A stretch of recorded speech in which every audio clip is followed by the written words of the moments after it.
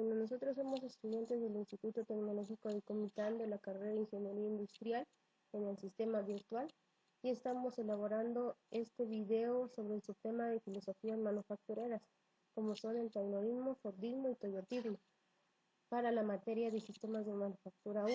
Los integrantes de equipo son Reina Elizabeth Lara Álvarez, Carlos Velázquez Velázquez y Darinel Hernández López.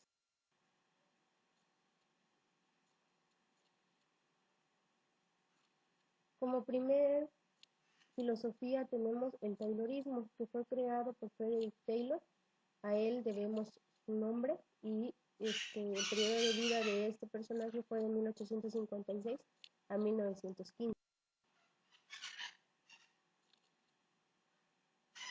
Los inicios de esta filosofía comienzan o tuvo lugar hasta finales de la Segunda Guerra Mundial. En Japón llegó esta filosofía en los años 40 y en Inglaterra en los años 60.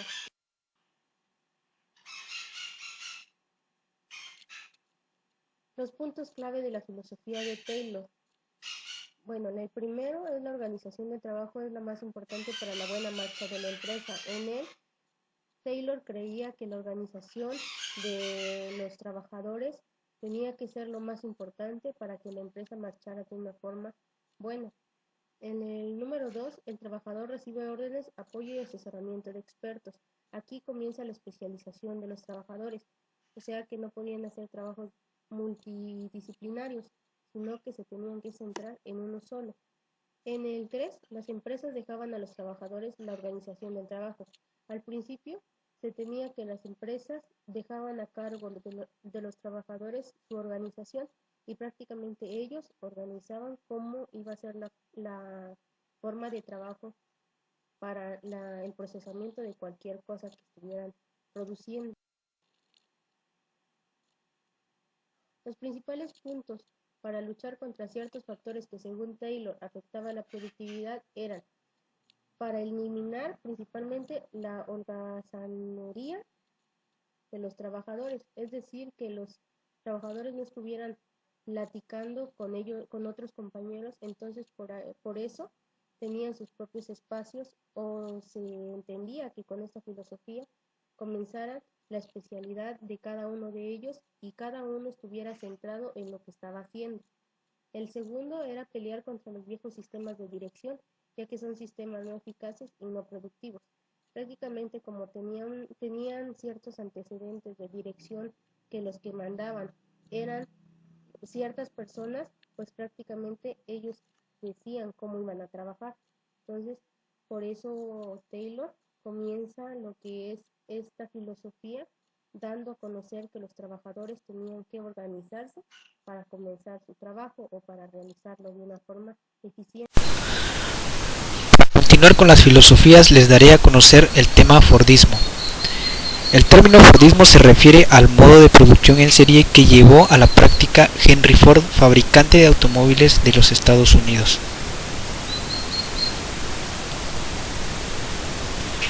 El principal precursor del Fordismo fue Frederick Taylor, 1856 a 1915. Fue quien realizó investigaciones muy detenidas en torno a la organización del trabajo industrial y a la ergonomía. Él fue el primero en aplicar el conocimiento de la ingeniería al trabajo industrial para crear más ganancias para los dueños de las fábricas e indirectamente mejorar los salarios para los obreros. El Fordismo apareció en el siglo XX, promoviendo las especializaciones, la transformación del esquema industrial y la reducción de costos. El modelo Ford T fue el primer coche producido en serie. El éxito del vehículo fue que salió al mercado a un precio que hizo posible que los automóviles dejasen de ser un producto de lujo y fuesen accesibles para las clases medias. La diferencia que tiene el Fordismo con el Taylorismo es que esta innovación no se logró principalmente a costa de los trabajadores, sino a través de una estrategia de expansión del mercado. La razón es que si hay mayor volumen de unidades de un producto cualquiera, debido a la tecnología de ensamblaje, y su costo es reducido por la razón de tiempo, ejecución. Las principales características del Fordismo son el aumento de la división del trabajo, la fabricación masiva de productos estandarizados de gran consumo y bajo precio, el estricto control de los tiempos producidos del obrero, concentración de la producción en grandes fábricas instaladas en distritos industriales, la expansión del trabajo asalariado y mejoras en las condiciones laborales, la presencia del Estado en el proceso productivo y la regulación de la economía, así como también el Estado benefactor con políticas públicas tendientes a mejorar las condiciones sociales y económicas de la población. Utilizado posteriormente en forma extensiva en la industria de numerosos países hasta la década de los 70 del siglo XX, cuando fue reemplazado por el toyotismo. El toyotismo. Se denomina toyotismo a un modo de producción en cadena que reemplazó al Fordismo en los primeros años de la década de 1970. Para comprender el concepto, por lo tanto, hay que saber a qué se refiere la idea de producción en cadena. Este proceso consiste en utilizar una línea de ensamblado o cadena de montaje. De esta manera, cada uno de los trabajadores realiza una sola función sin desplazarse, eliminando los tiempos muertos y favoreciendo la especialización.